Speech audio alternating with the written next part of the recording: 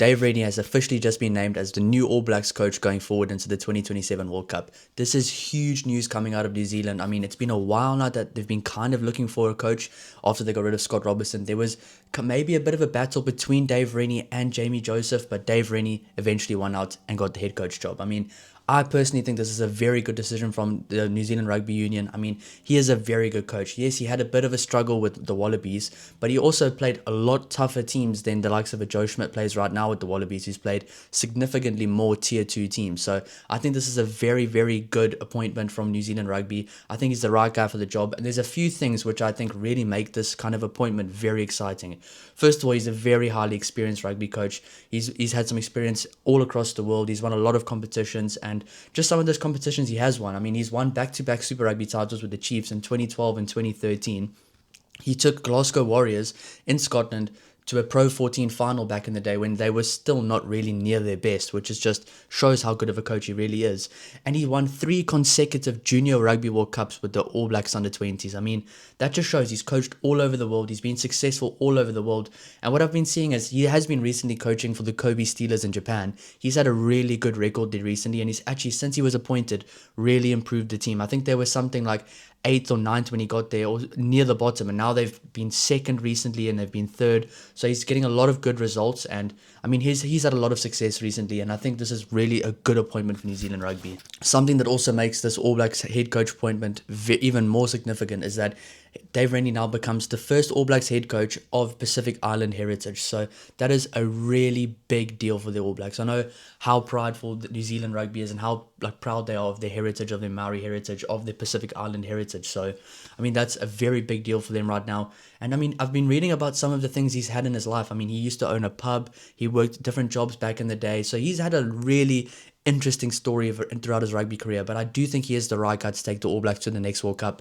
Now, he was very unlucky. He didn't get to take the Wallabies to the last World Cup, and I honestly think if he actually would have taken them to the last World Cup, they would have had a lot more experience, a lot more successful results. I mean, he said there was about 10 to 13 players that he would have taken with him for the Wallabies World Cup that didn't end up going after Eddie Jones took over, which just shows he honestly really prides himself in building very good relationships and key relationships with his players. Now, he has addressed the captain situation. He has said that Scott Barrett is right now the captain. He will have a chat to him, but he is open to maybe choosing a new captain, is what I kind of got from his interviews and his press interview, that Scott Barrett right now might be the captain, but it's not to say that he will be the captain going forward.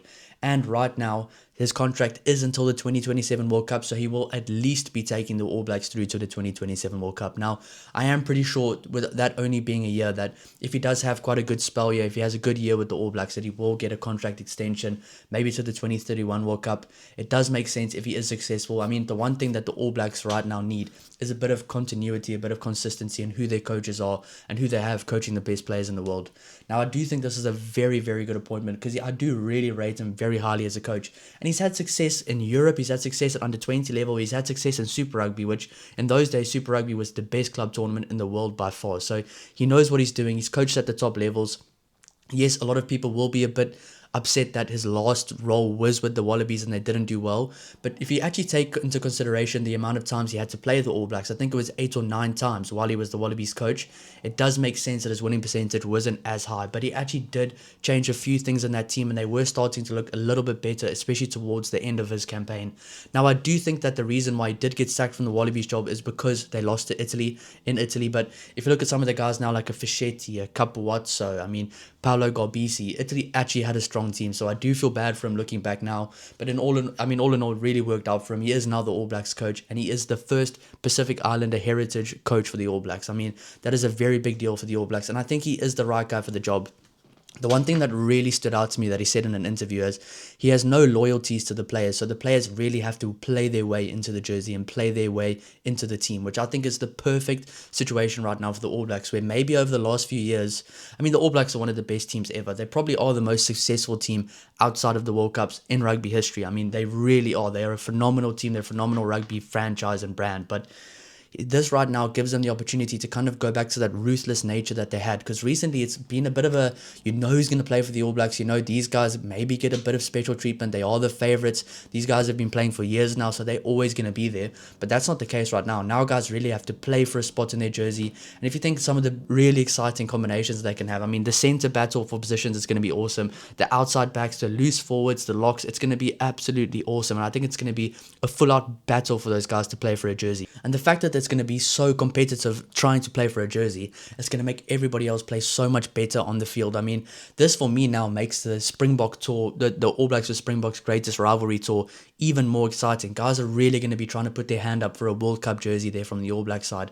Same for South Africa, but that just makes it even more exciting. The All Blacks are not going to roll over, and they never do roll over. They never do give up, but this just shows that the South African team this year is going to be playing against a very motivated group of players from the All Blacks. And I think Dave Rennie is the right guy. He's a very good coach at getting the best out of his players, especially from an emotional level. And I think once you do play at that international level, yes, you do need to handle your emotions, but you also need to kind of play with a lot of pride, a lot of meaning for your jersey. So I think Dave Rennie is the perfect guy for that, and I think he's going to do a very good job. Now, obviously, I have seen reports saying that maybe because Tony Brown said he wasn't coming back to New Zealand, that Jamie Joseph didn't get the job. But either way, I think whichever coach that they did go with would have been a very good coach and a very good candidate to take the team forward. So I do think Dave Rennie is the right guy. I've really always enjoyed him as a coach, and I actually did like him as the Wallabies coach. I thought he was kind of getting them in the right direction on a bit of a steady upward curve.